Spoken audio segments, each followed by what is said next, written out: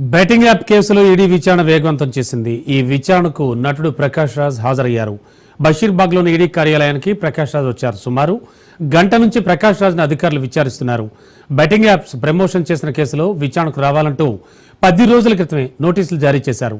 Betting apps కేసులో money laundering జరిగినట్టుగా ED భావిస్తోంది. దీంతో తెలంగాణ పోలీసుల ఎఫ్ఐఆర్ ఆధారంగా ఈడీ విచారణ చేస్తోంది. జంగిల్ రమ్మీ యాడ్లో నటించిన ప్రమోట్ చేశారు ప్రకాష్ రాజ్. అటు 36 బెట్టింగ్ యాప్స్ ప్రమోట్ చేసిన సెలబ్రిటీలకు ఈడీ నోటీసులు ఇచ్చింది.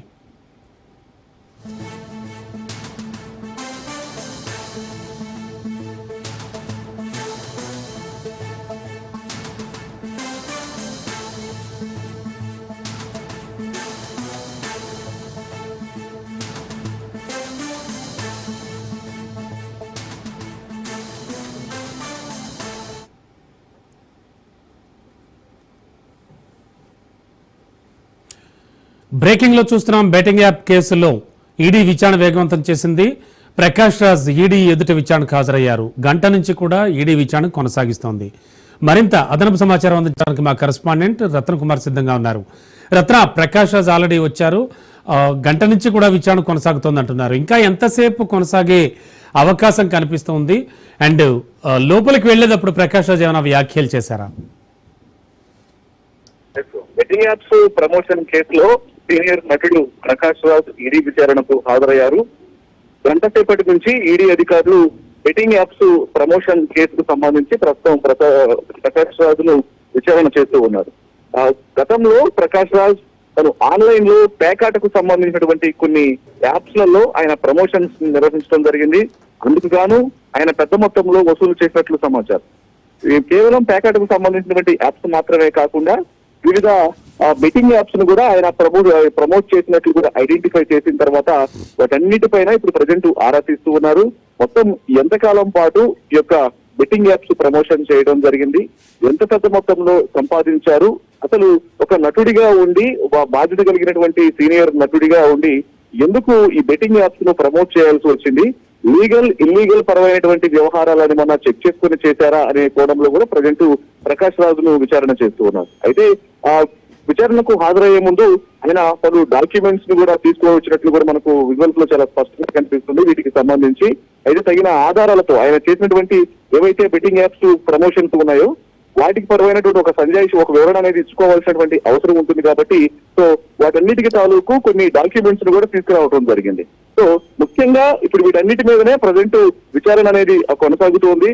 ఈ విచారణలో కొన్ని గంటల పాటు విచారణ కొనసాగే అవకాశాలు ఉంటాయి. ఎందుకంటే బెట్టింగ్ యాప్స్ కేసులో మొట్టమొదటిసారి ఈడీ విచారణకు హాజరైనటువంటి నటుడిగా ప్రకాష్ రాజ్ ఉన్నారు. గతంలో ఆయనకు 10 రోజుల క్రితం నోటీసులు ఇచ్చి వాళ్ళ విచారణకు హాజరు కావాలన్నప్పుడు ఆయన ఇవాళ విచారణకు తప్పకుండా హాజరయ్యారు.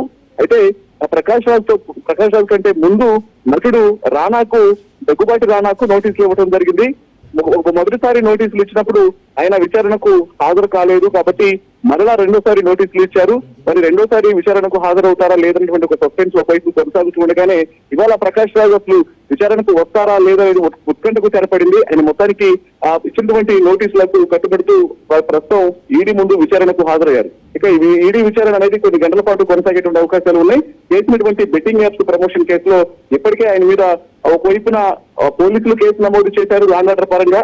వీటి ఇచ్చినటువంటి డాక్యుమెంట్స్ ను ఎఫ్ఐఆర్ కాపీలను తీసుకొని ఈడీ అధికారులు ఇప్పటికే ఈసీఐఆర్ నమోదు చేశారు. కాబట్టి వాటన్నిటిని కూడా బేస్ చేసుకుని ఇందులో ఎంత పెద్ద మొత్తంలో మనీ లాండరింగ్ జరిగింది, ఎంత పెద్ద మొత్తంలో ప్రకాష్ రాజు వసూలు చేశారు వాళ్ళ బెట్టింగ్ యాప్స్ ప్రమోటర్స్ కు సంబంధించిన ఆ నిర్వాహకుల దగ్గర నుంచి అనేది కూడా పూర్తిగా అతని దగ్గర నుంచి వివరాలు సేకరిస్తున్నారు.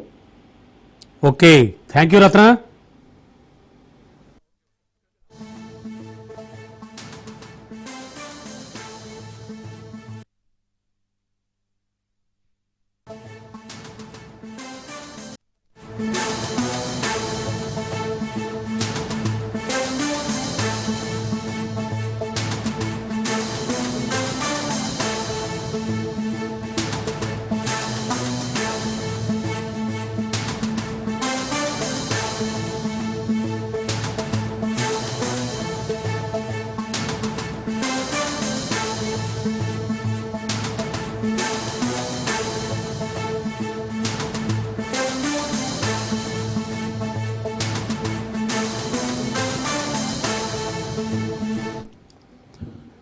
మరో బ్రేకింగ్ చూస్తున్నాం. మరికొద్ది గంటల్లో అంటే ఈ సాయంత్రం శ్రీహరికోట నుంచి జిఎస్ఎల్వి F-16 రాకెట్ ప్రయోగానికి సర్వం సిద్ధమైంది. నిసార్ అనే ఉపగ్రహాన్ని నింగిలోకి పంపనున్నారు. ఇస్రో, నాసా సంయుక్తంగా రూపొందించిన నిసార్ ఉపగ్రహం సాయంత్రం 5:40కి జిఎస్ఎల్వి F-16 రాకెట్ ద్వారా ప్రయోగించనున్నారు. NASA jet propulsion laboratory, ISRO space applications centre సంయుక్తంగా అభివృద్ధి చేశాయి ఈ నిసార్ని. ప్రపంచంలోనే మొట్టమొదటి డ్యూయల్ ఫ్రీక్వెన్సీ రాడార్తో పనిచేసే ఉపగ్రహం ఇది. దీనిలో ఎల్ బ్యాండ్, ఎస్ బ్యాండ్ టెక్నాలజీని ఉపయోగించి రాడార్ పల్స్ను భూమికి పంపిస్తుంది. నిసార్కు పగలు, రాత్రి అన్ని వాతావరణాల్లో కూడా ఫోటోలు తీసే సామర్థ్యం ఉంటుంది.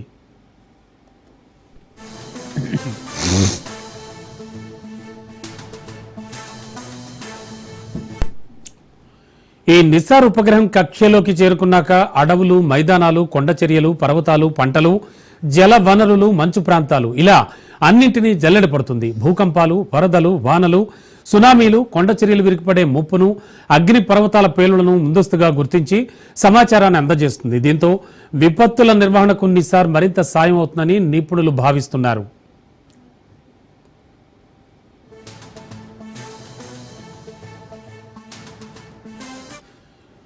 రేయింబవళ్లు భూమిపై కన్నేసుంచే నిసార్ శాటిలైట్ అధిక రెజల్యూషన్తో ఫోటోలు, డేటా అందించే సామర్థ్యం కలిగి ఉంటుంది. ఇది ప్రతి 12 రోజులకు ఒకసారి భూమిని కంప్లీట్గా స్కాన్ చేస్తుంది. ఈ ఉపగ్రహం ద్వారా ప్రపంచవ్యాప్తంగా ప్రభుత్వాలు, శాస్త్రవేత్తలకు ఉచితంగా సేవలు అందుతాయి. ఇస్రో, నాసా జాయింట్ వెంచర్ అయిన ఈ ఉపగ్రహం బరువు 2393 కేజీలు. భూమికి 743 కిలోమీటర్ల దూరంలోని లియో ఆర్బిట్లో నిసార్ను ప్రవేశపెడుతుంది రాకెట్.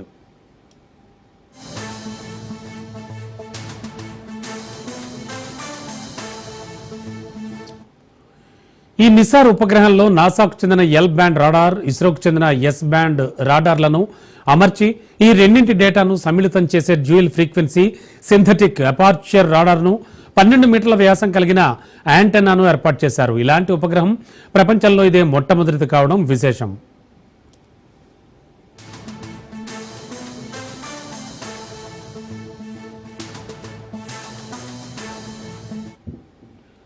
నిసార్ ఉపగ్రహం లాంచ్ సందర్భంగా తిరుపతి జిల్లా సూళ్లూరుపేటలోని శ్రీ చెంగాళమ్మ దేవాలయాన్ని ఇస్రో చైర్మన్ నారాయణన్ టీం సందర్శించింది.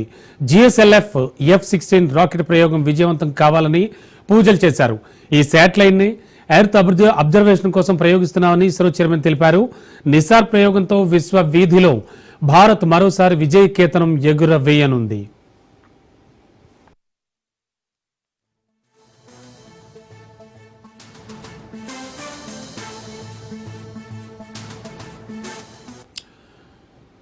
ఇక దీనిపై మరింత సమాచారం మా ప్రతినిధి చరిత్ కుమార్ అందిస్తారు. భారత అంతరిక్ష పరిశోధన సంస్థ ఇస్రో GSLV-16 వాహక నౌక ప్రయోగానికి సర్వం సిద్ధమైందని చెప్పాలి. శ్రీహరికోట సతీష్ ధావన్ స్పేస్ సెంటర్ నుండి GSLV-16 వాహక నౌక మరికొద్ది సేపట్లో నింగిలోకి దూసుకెళ్లనుంది. నిన్న మధ్యాహ్నం 2:10 స్టార్ట్ అయినటువంటి కౌంట్ డౌన్ నేటి సాయంత్రం 5:40 వరకు కొనసాగనుంది. సుదీర్ఘంగా 27:30 పాటు కొనసాగనున్న కౌంట్ డౌన్ 5:40 అయితే GSLV-F-16 నింగిలోకి దూసుకెళ్లనుంది. అయితే ప్రధానంగా ఏదైతే ఇస్రో అలాగే నాసా రెండు సంయుక్తంగా ఈ ప్రయోగాన్ని చేపడుతున్నాయి. ఈ ప్రయోగం ద్వారా నిసార్ అనేటటువంటి ఉపగ్రహాన్ని నింగిలోకి పంపనున్నారు. అయితే తొలుత జర్మనీతో అయితే జతకట్టాలనుకునింది నాసా. అయితే ఆ జర్మనీ ఉన్నటువంటి బిజీ షెడ్యూల్ తోటి అయితే మాత్రం ప్రపంచంలోనే అత్యంత తక్కువ ఖర్చుతో ఉపగ్రహాలకు నింగిలోకి పంపుతూ సక్సెస్ఫుల్ రేటు సాధించినటువంటి ఏదైతే ఇస్రో ఉందో, ఇస్రోతో అయితే ఈ ప్రయోగాన్ని చేపట్టేందుకైతే నాసా ముందుకొచ్చింది. అయితే ప్రధానంగా ఏదైతే మనం గమనించింది GSLV-16 వాహక నౌకకు సంబంధించి ఏర్పాట్లు అయితే మాత్రం సర్వం సిద్ధమయ్యాయని చెప్పాలి. పూర్తిగా కూడా దీనికి సంబంధించినటువంటి ఏదైతే NASA ISRO synthetic aperture radar ఉపగ్రహాన్ని దీని వల్ల ప్రయోగించనున్నారు. ఈ ఉపగ్రహం సూర్య ఆవర్తన కక్షలోకి తీసుకెళ్లనుంది. GSLV బయలుదేరినటువంటి 18:51 తర్వాత 747 కిలోమీటర్ల ఎత్తున 2392 కిలోల బరువున్న నిసార్ ఉపగ్రహాన్ని విడిచిపెట్టనుంది. అక్కడి నుంచి ప్రయోగం అయితే స్టార్ట్ అయినటువంటి పరిస్థితి చెప్పాలి. అయితే ప్రధానంగా ఈ యొక్క ఉపగ్రహానికి సంబంధించి ఈ ఉపగ్రహం సుమారు 7 సంవత్సరాల పాటు కూడా సేవలు అందించనుంది. అయితే ఈ ఉపగ్రహం 12 రోజులకు ఒకసారి భూమిని చుట్టి వస్తుంది. పూర్తిగా కూడా భూమికి సంబంధించినటువంటి ప్రయోగాలకి ఇది వేదిక కానుందని చెప్పాలి. 12 రోజులకు ఒకసారి భూమిని చుట్టి 3D స్కాన్ కి సంబంధించినటువంటి ఫోటోలను అయితే విడుదల చేస్తుంది. భూమిలో అణువణువును కూడా ఇది స్కాన్ చేస్తుంది. అడవులు, మైదానాలు, కొండలు, పర్వతాలు, పంటలు, జలవనరులు ఇలా అనేక వాటిని పెడితే మాత్రం ఈరోజు నిసార్ అయితే జల్లెడి పట్టేటువంటి పరిస్థితి ఉందని చెప్పాలి. ప్రధానంగా ఏదైతే మంచు పర్వతాలు, సునామీలు, అలాగే కొండ చర్యలు విరిగిపడడం వీటన్నిటికి సంబంధించినటువంటి అనేకమైనటువంటి వాటికి విపత్తులకు సంబంధించినటువంటి ముందే ఇక్కడ సమాచారం అందించి ప్రజల్ని సురక్షిత ప్రాంతాలకు తరలించేందుకు కూడా ఈ యొక్క ప్రయోగం ఉపయోగపడుతున్నట్టు కూడా తెలియజేసిన పరిస్థితి అని చెప్పాలి.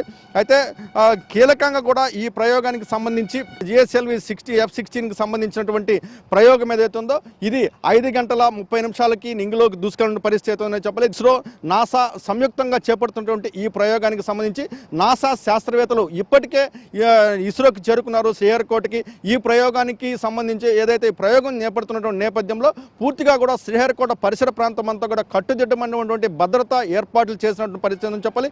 ఎక్కడా కూడా అవాంఛనీయ ఘటనలు జరగకుండా కూడా పూర్తి కట్టుదిట్టమైన భద్రతా ఏర్పాట్ల నడుమ ఈ యొక్క ప్రయోగానికి సంబంధించిన సర్వం సిద్ధమైంది. దీనికి సంబంధించి ఇస్రో చైర్మన్ నారాయణ ఇప్పటికే కూడా ప్రత్యేకమైన చెంగాళమ్మ గుడిలో కూడా ప్రత్యేకమైన పూజలు చేశారు. అలాగే ఈ టీం కూడా తిరుమలలో కూడా తిరుమల శ్రీవారి దర్శనాన్ని కూడా చేసుకునే పరిస్థితి ఉందని చెప్పాలి.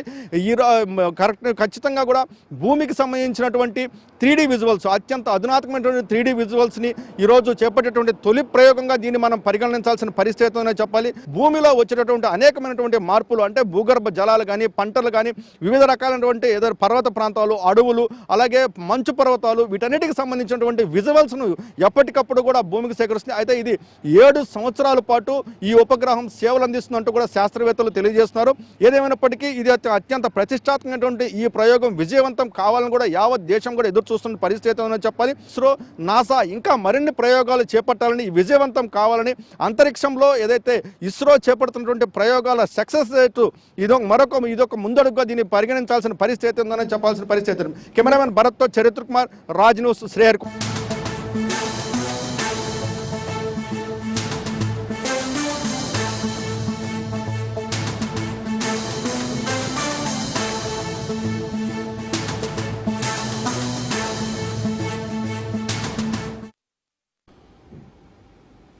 బ్రేకింగ్ లో చూస్తున్నాం. సీఎం రేవంత్ రెడ్డి మరి కాసేపట్లో గాంధీ భవన్కు వెళతారు. మీనాక్షి నటరాజన్, టీపీసీసీ చీఫ్ మహేష్ కుమార్ గౌడ్తో రేవంత్ రెడ్డి భేటీ అవుతారు. పార్టీ సంస్థాగత నిర్మాణం, ప్రభుత్వ సంస్థల్లో సభ్యులు, డైరెక్టర్ల నియామకాలపై చర్చిస్తారు.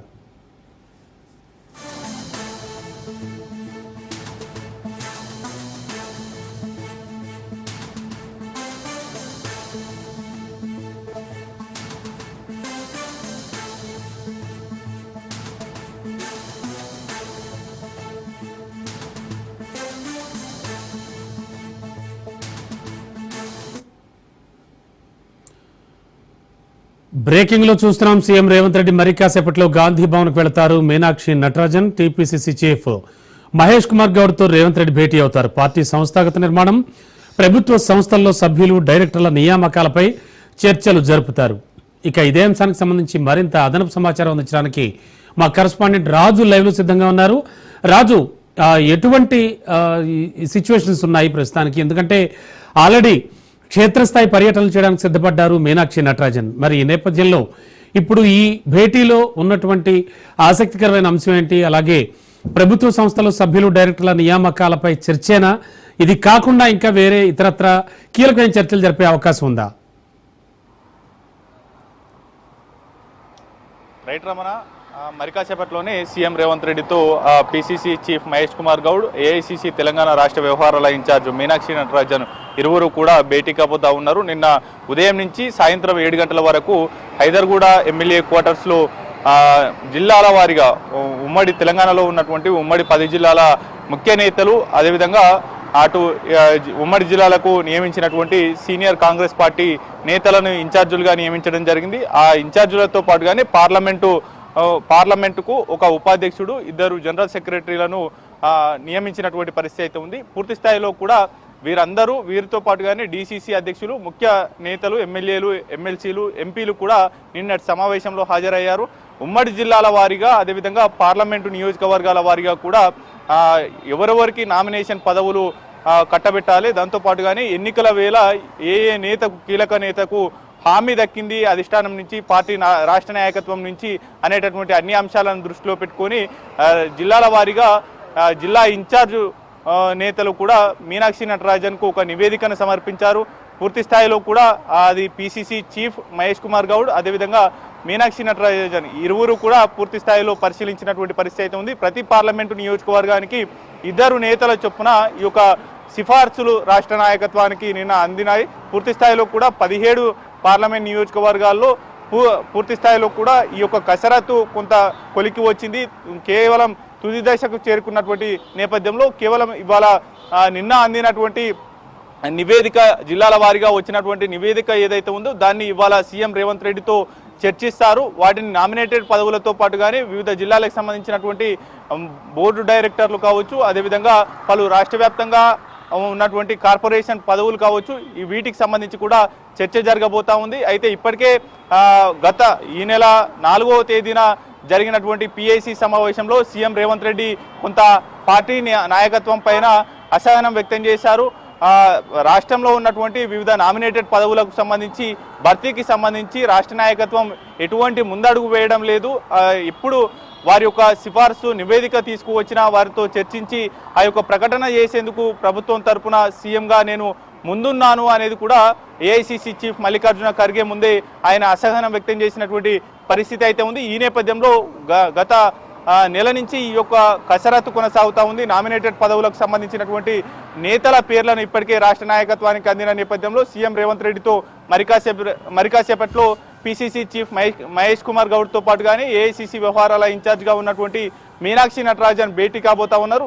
ఇందులో ప్రధానంగా ఈ యొక్క నామినేటెడ్ పదవులతో పాటుగానే జిల్లాల్లో ఉన్నటువంటి కీలకమైనటువంటి పదవుల పైన కూడా చర్చించబోతా ఉన్నారు. మరోవైపు ఇప్పటికే ఈ నెల 5, 6, 7వ తేదీల్లో ఢిల్లీ వెళ్లి బీసీ రిజర్వేషన్కు సంబంధించి పెద్ద ఎత్తున నిరసన చేపట్టాలి అనేటటువంటి నిర్ణయానికి ఇప్పటికే కేబినెట్లో నిర్ణయం తీసుకున్న నేపథ్యంలో అదే సమయంలో రాష్ట్రంలో ఈ నెల 31వ తేదీ నుంచి వచ్చే నెల 6వ తేదీ వరకు కూడా వరుసగా 7 రోజుల పాటు ఏఐసిసి తెలంగాణ రాష్ట్ర వ్యవహారాల ఇన్ఛార్జ్ మీనాక్షి నటరాజన్తో పాటు పిసిసి చీఫ్ మహేష్ కుమార్ గౌడ్ పాదయాత్రలు చేయబోతా ఉన్నాడు. మొదట పరిగి, అదేవిధంగా చొప్పదండి, ఆందోళ్ వివిధ నియోజకవర్గాల్లో కూడా ఈ యొక్క పాదయాత్ర కొనసాగబోతా ఉంది.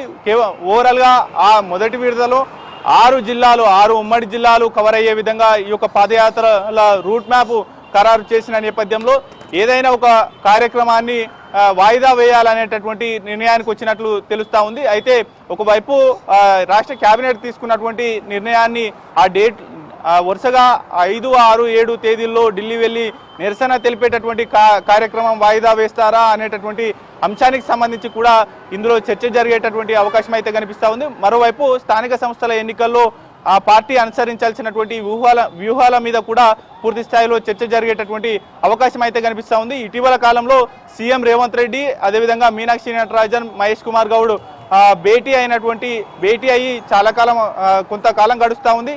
అయితే దాదాపు 2.5 నెలల తర్వాత ఈ యొక్క భేటీ కీలకంగా మారిన నేపథ్యంలో కూడా ఇందులో చర్చించబోయేటటువంటి అంశాలతో జిల్లాలకు సంబంధించినటువంటి కీలక నేతలకు పదవులు వస్తాయనేటటువంటి ఆశాభావం వ్యక్తం చేస్తున్నటువంటి పరిస్థితి అయితే ఉంది. మరోవైపు పార్టీకి సంబంధించి కీలక నిర్ణయాలు తీసుకునేటటువంటి ఛాన్స్ కూడా ఉంది అనేటటువంటి సమాచారం అందుతున్నటువంటి పరిస్థితి అయితే ఉంది. చక్రవర్తి. Okay, thank you Raju.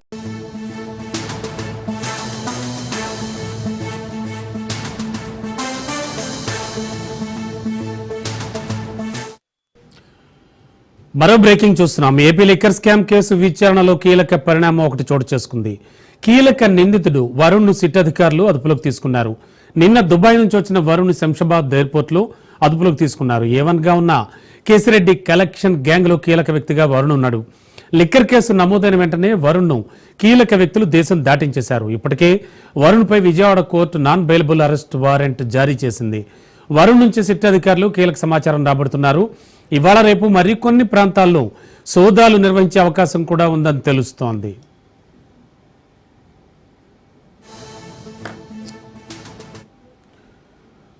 Yes, ఇదే అంశానికి సంబంధించి మరిన్ని అప్డేట్స్ అందించడానికి మా కరెస్పాండెంట్ వాసు సిద్ధంగా ఉన్నారు. వాసు, ఆల్రెడీ 12 డబ్బాల్లో 11 కోట్లు లభించాయి అండ్ ఇంకా చాలా ప్రాంతాల్లో సోదాలు నిర్వహిస్తున్నారు. ఈలోపు వరుణ్ అనేటువంటి కీలక వ్యక్తి అరెస్ట్. ఏం జరుగుతోంది ఏపీ లిక్కర్ స్కామ్ విషయంలో? ప్రస్తుతానికి అప్డేట్స్ ఏంటి? Thank you Ramana.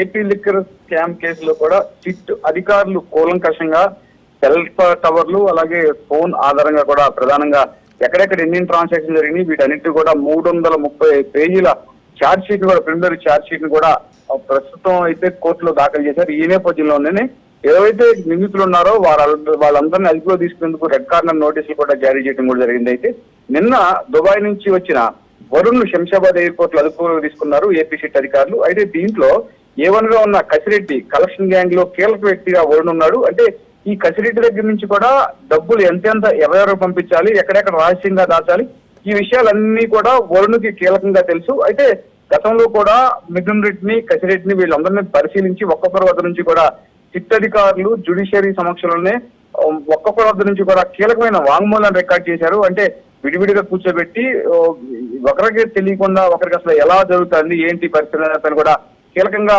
వాంగ్మూలం చేశారు. ఈ వాంగ్మూలం ఆధారంగానే ప్రిలిమినరీ ఛార్జ్ షీట్ వెయిటింగ్ కూడా జరిగింది. అయితే గతంలో కూడా చెవిరెడ్డి భాస్కర్ రెడ్డి తనకి దీంతో ఎటువంటిది తెలియదని మెజిస్ట్రేట్ ముందు చెప్పినప్పుడు కూడా దీనిపైన విచారణ వాయిదా పడింది. ఈ విచారణలో భాగంగానే మిథున్ రెడ్డిని కూడా అరెస్ట్ చేశారు. మిథున్ రెడ్డి కూడా కీలకమైన అంశాలను వెల్లడించారు. ఆయన ప్రస్తుతం రాజమండ్రి సెంట్రల్ జైల్లో ఉన్నారు. వీరందరి వాంగ్మూలాన్ని అంటే ఏదైతే ఈ కేసులో లిక్కర్ కేసులో కూడా వీరందరూ వాంగ్మూలాన్ని కూడా పోలీసులు రికార్డ్ చేసుకున్నారు. అయితే 8 మంది కూడా ఇతర దుబాయ్ వదిలి వెళ్ళిపోయినట్టు తెలిసింది. వాళ్ళందరినీ కూడా మర్యాదపూర్వకంగా రప్పించేందుకు కానీ లేదా దేశద్రోహం కింద అక్కడి నుంచి పంపించేందుకు కానీ ఇప్పటికే అంతర్జాతీయ ఎంబసీతో కూడా విజయవాడ అధికారులు పోలీస్ అధికారులు తద్వారా ఏపీ గవర్నమెంట్ ద్వారా సమాచారం అందించడం కూడా జరిగింది. దీంట్లో భాగంగానే దుబాయ్ నుంచి వచ్చిన వరుణ్ ని శంషాబాద్ ఎయిర్పోర్ట్ లో అదుపులో తీసుకున్నారు.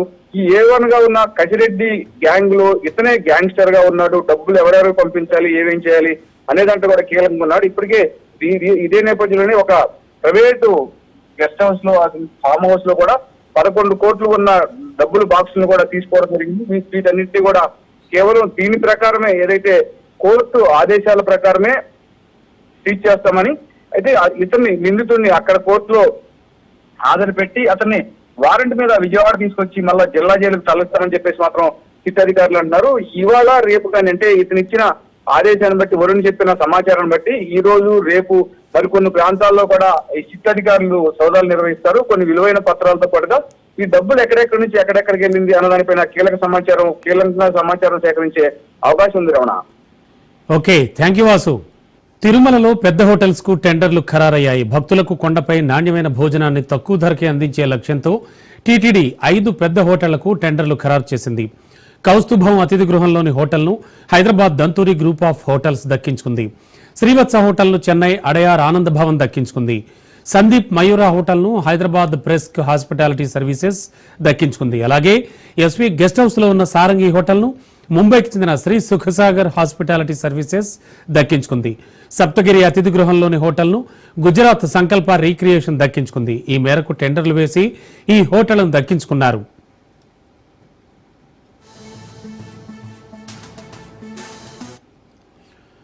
తిరుమలలో హోటల్స్ టెండర్స్ కు సంబంధించి టీటీడీ పలు కీలక మార్పులు చేసింది. ఈ మేరకు హోటళ్ల అద్దెలను తగ్గించారు.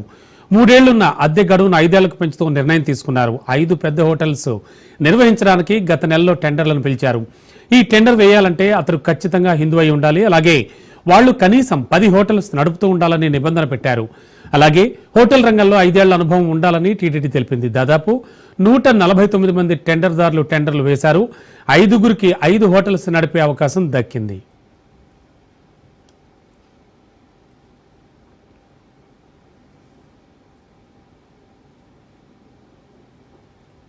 ఇక జమ్మూ కాశ్మీర్లో మరో ఎన్కౌంటర్ జరిగింది. పూంచ్ సెక్టార్లో చోటు చేసుకున్న ఈ ఎన్కౌంటర్లో 2 ఉగ్రవాదులు హతమయ్యారు. పహల్గాం దాడిలో పాల్గొన్న 3 ముష్కర్లను ఆపరేషన్ మహాదేవ్ ద్వారా హతమార్చిన రోజుల వ్యవధిలోనే ఈ ఎన్కౌంటర్ చోటు చేసుకోవడం గమనార్హం.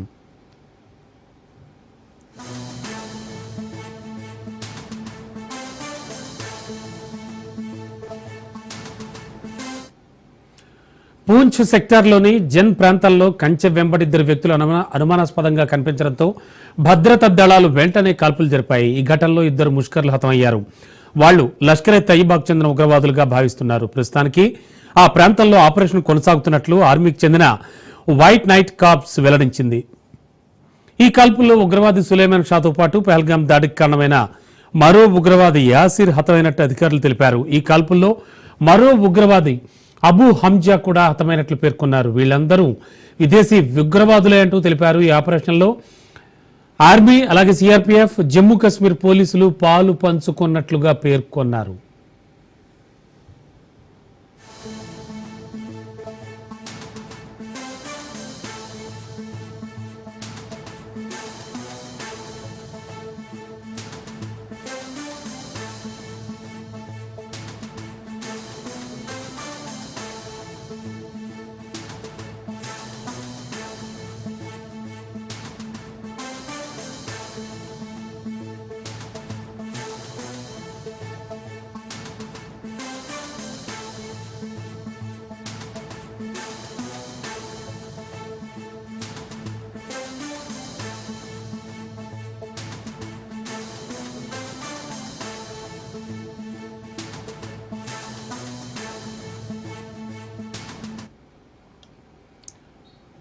పూంచ్ సెక్టార్లో ఉన్న జన్ ప్రాంతంలో కంచె వెంబడి ఇద్దరు వ్యక్తులు అనుమానాస్పదంగా కనిపించడంతో భద్రతా దళాలు వెంటనే కాల్పులు జరిపాయి. ఈ ఘటనలో ఇద్దరు ముష్కర్లు హతమయ్యారు. వాళ్లు లష్కరే తయ్యబాకు చెందిన ఉగ్రవాదులుగా అనుమానిస్తున్నారు. ప్రస్తుతం ఆ ప్రాంతంలో ఆపరేషన్ కొనసాగుతున్నట్లుగా ఆర్మీకి చెందిన వైట్ నైట్ కార్ప్స్ వెల్లడించింది. ఈ కాల్పుల్లో ఉగ్రవాది సులేమాన్ షాతో సహా పహల్గాం దాడికి కారణమైన మరో ఉగ్రవాది యాసిర్ హతమైనట్లు అధికారులు తెలిపారు. ఈ కాల్పుల్లో మరో ఉగ్రవాది అబూ హంజా కూడా హతమైనట్లు పేర్కొన్నారు. వీళ్ళందరూ విదేశీ ఉగ్రవాదులే అని తెలిపారు. ఈ ఆపరేషన్లో ఆర్మీ, సిఆర్పీఎఫ్, జమ్మూ కాశ్మీర్ పోలీసులు పాలు పంచుకున్నట్టు పేర్కొన్నారు.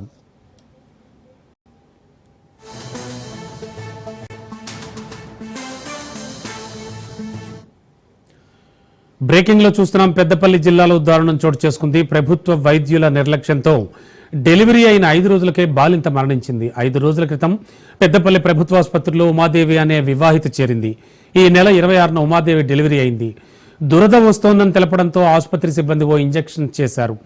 దీంతో ఉమాదేవి అపస్మారక స్థితిలోకి మళ్లీ తిరిగి మామూలు పరిస్థితిలోకి వెళ్లలేకపోయింది. ఇక వైద్యులు ఉమాదేవిని కరీంనగర్కు తరలించాలని తెలిపారు. ఉమాదేవిని కరీంనగర్ ఆసుపత్రికి తరలిస్తుండగా మార్గ మధ్యంలో మృతి చెందింది. తమకు న్యాయం చేయాలంటూ మజీద్ చౌరస్తా వద్ద ఉమాదేవి కుటుంబం ఆందోళనకు దిగారు. కుటుంబ సభ్యులకు న్యాయం చేస్తామని హామీ ఇవ్వడంతో సద్దు మణిగింది.